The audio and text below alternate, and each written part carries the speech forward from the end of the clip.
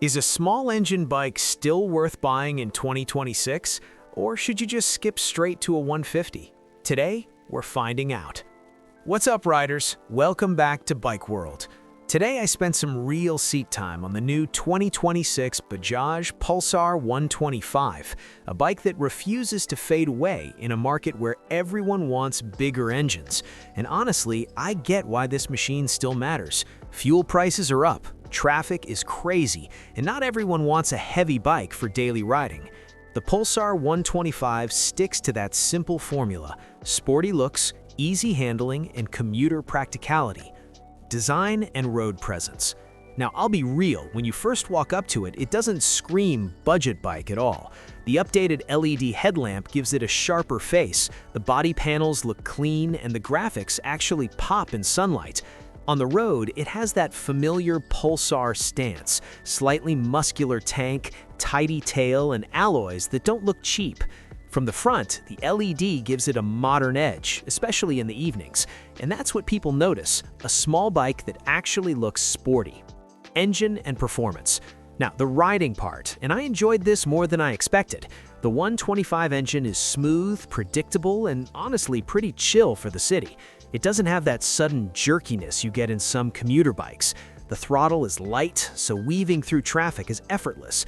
On short highway stretches, it holds steady at its comfortable speed, but it's not a bike meant for constant high-speed touring, and that's fine. It's built for daily life. The sound is calm, not loud or harsh, and the gearbox shifts clean without drama. Comfort and riding experience. Comfort-wise, the seat has decent padding, not sofa level, but not punishing either. The riding position is neutral with a slight lean forward so your wrists don't complain in traffic. After about an hour of riding, my back was fine, shoulders relaxed, and no tingling hands, which is a big win in my book. Suspension handles potholes and speed breakers without throwing you off, especially with lighter riders. Technology and features. The digital display is simple but useful. You get the info you need at a glance, and that's honestly all I want on a commuter.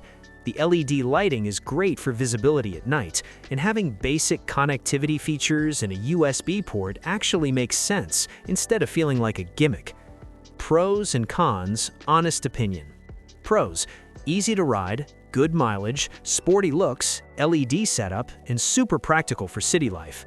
Cons: not exciting for speed lovers, highway performance is limited, and if you're a heavier rider, you'll feel that 125cc ceiling sooner. Who this bike is for? This bike is perfect for beginners, students, office commuters, and anyone who just needs a dependable machine without spending a fortune. If your day includes traffic, short trips, fuel bills, and tight parking, this fits. Final verdict. So, is the 2026 Bajaj Pulsar 125 worth the money?